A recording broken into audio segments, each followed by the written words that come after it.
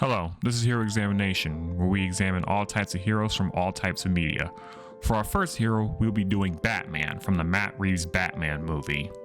Now, there have been several versions of Batman, so I don't think he needs an introduction, and I might go over the other versions later on, but for now, I'll start with this one, so let's take a look. His backstory isn't given as much detail as it is in the Nolan movies, but there are some hints and clues to show us how he became the man he is. Give it a story. His parents died in an alleyway, then he spent his life wanting to declare war and vengeance on criminals. And keep the vengeance part in mind. One of the reasons he does this is because as a kid he saw his father as a heroic symbol, a role model to Gotham. Bruce, spending most of his life not helping people the way his father did, mostly because he didn't know how, probably made him think he was letting his father down. Not to mention, the city he lived in was full of corruption. All of this probably fueled his need for war and vengeance on crime, until he finally came of age and donned the bat suit, spending nearly 2 years fighting criminals. And now for his background. In this movie, we see that Bruce Wayne is a bit more of a recluse, a far cry from the Bruce Wayne we see in the other movies. He mostly spends his time in the Batcave, writing down his insecurities and hardly taking off his black eye makeup. However, this is also a much younger version of the character, and he's still feeling the pain of what happened to his parents. And due to this, he's always going out and dealing with who knows what in Gotham City. Now, let's go over his skills. Starting with his fighting skills. In this movie, he was taught to fight by Alfred, though due to him being inexperienced fighting criminals, he often struggles. So what he does instead is stalk them at night and catch them by surprise. He often struggles when it's more than one though, and while he has a bit of his gadgets, he doesn't have anything to advance. So he usually had to get creative and sometimes not rely on them at all. Which leads us to another skill he has. He's observant. He constantly is seen overanalyzing something or someone in the room, even if it is basic evidence, all in the name of simply hunting down criminals. And we constantly see this on display as he always picks up on any sound or strange behavior in the room, even when it wasn't his intended plan to do that, which makes sense considering all he's been doing most of his life was focusing on figuring out how to stop criminals. So naturally, you would be more wary of any type of behavior knowing full well that it could help stop a criminal. And that's another thing that's interesting about this Batman. In his mind, he thought that the person who killed his parents was just some lowlife who might have been disturbed or scared, someone the cops wouldn't really call an important case, but that person resulted in the death of his parents, so he takes any strange behavior seriously. Then there's the nature of his intuition. While many Batmans have been amazing detectives, this one leans on that aspect the most in my opinion. As throughout the movie, he is constantly deciphering messages, analyzing clues and evidence, all to find out who's been really doing the crimes. And with someone like the Riddler, who according to the director is based on the Zodiac Killer, it puts his skills to the test even more, as he was a killer who was never found despite his messages and murders.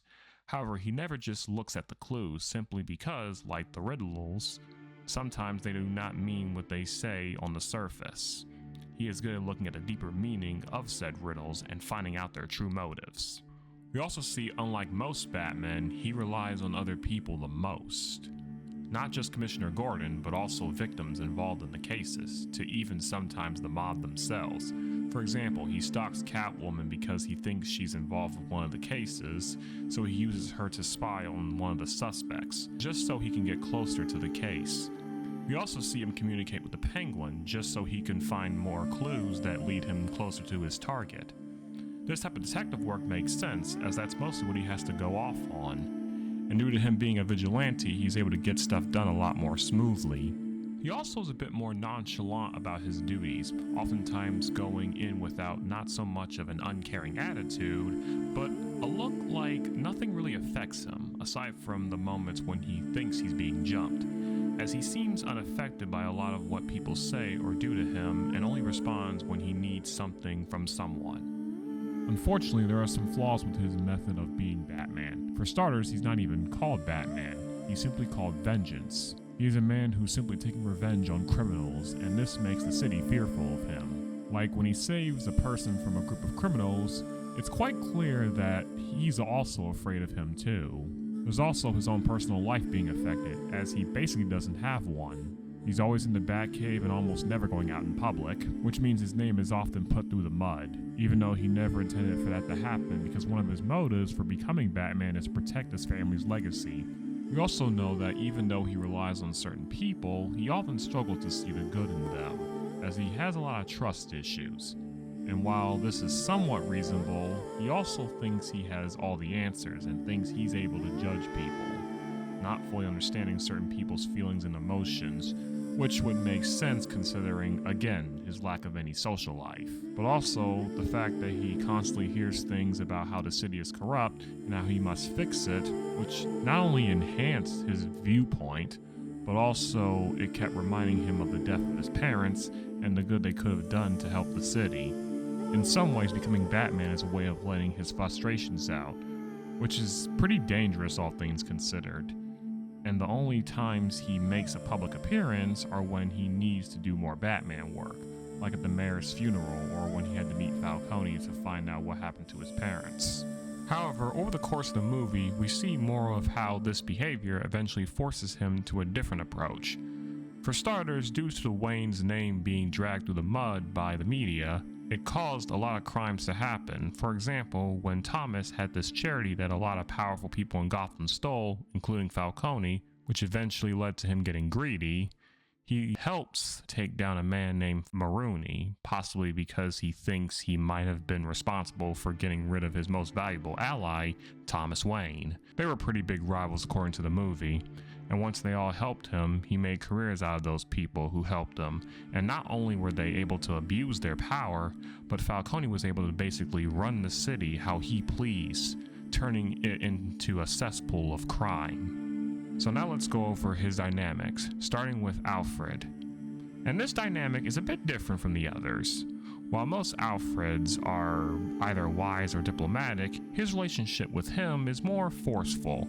While he still cares about Bruce, like in the other versions, this one is more harder. He was also not exactly a great father figure, as he did teach him how to fight, but didn't know how to parent him. And considering that he was also the one who spent his time working into who really killed Bruce's parents, it's not unlikely that he emulated this behavior from him and it affected him in his later years. Into becoming Batman, I mean. But once he got older, Alfred was more critical on this constant need to stay in the dark and watching his name go through the mud. However, despite this, Bruce still cares about Alfred, and in the moment in the hospital, he lets out that he is still scared when he's out there. Not because of dying, but because if he gets hurt, he won't be able to protect the people he cares about, including Alfred. Which is why when Alfred's life is on the line, it's one of the rare times we see him actually panic and fear. Then there's his relationship with Jim Gordon, and they have a buddy cop dynamic. Unlike the rest of the cops in Gotham, he seems to trust Batman and helps him out. This, like his relationship with Alfred, probably keeps him from losing his sanity and trust completely to the streets. They are a reminder that there's always someone he can count on. Then there's his relationship with Selina, otherwise known as Catwoman. He first seems to only help her because they are after the same thing. However, she is instrumental in getting him to understand how hard life for people in Gotham really is. And unlike Gordon, she isn't the person who just works for him willingly, so he has to play the role as negotiator. Finally, let's go over his relationship with the Riddler and Falcone. Now, for a long time, he has looked up to his parents, particularly his father, for what he plans on doing for the city. So when he died, one of his motives was to defend his father's name, knowing full well that he was a good man. However, this gets put into question when the Riddler finds out that Thomas Wayne went to Falcone to help kill a reporter on Maroni's payroll because he found out some bad history on his wife. The Riddler in the video said that the reason he did this was to protect his political career. Bruce then goes to Falcone for this news, and he does confirm it. But then he says that Maroni was afraid that Thomas would have to work for Falcone, so he had him killed. But it seems to be just a rumor. However, Bruce finds out that he was protecting his mother from the scandals, so he turned to Falcone in a moment of weakness, and was naive to believe that he was just going to scare the person. This probably made him realize why some people commit crimes, knowing full well that a good man like his father is also fallible. Then there's the Riddler, who is a darker version of him. When he was an orphan in a corrupt orphanage, he saw a lot of suffering and violence, and he possibly had no support system to help him. He became lost and relied on the charity fund by Wayne, only to find out that a lot of powerful people basically stole it after Thomas died. This caused him to develop even more hate, but worse of all, he was seemingly inspired by Batman, due to his methods on the streets being violent and brutal. He figures he can do the same thing, only much more extreme, going after the rich and powerful. This makes Bruce Wayne even more frustrated because this is the first person he wanted to be compared to. But that's the punishment for living a life full of vengeance. And what makes this more clear to him is when one of the Riddler's followers calls himself Vengeance.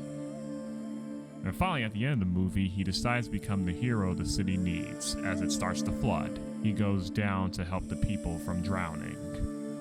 The first person who accepts his hand is the kid he saw earlier. Then as he gets the kid to safety, he feels safer and comfortable around him, which in my opinion is the feeling he wished he got as a kid. So he realizes he needs to become this person in order to become the hero Gotham City needs. Thanks for watching.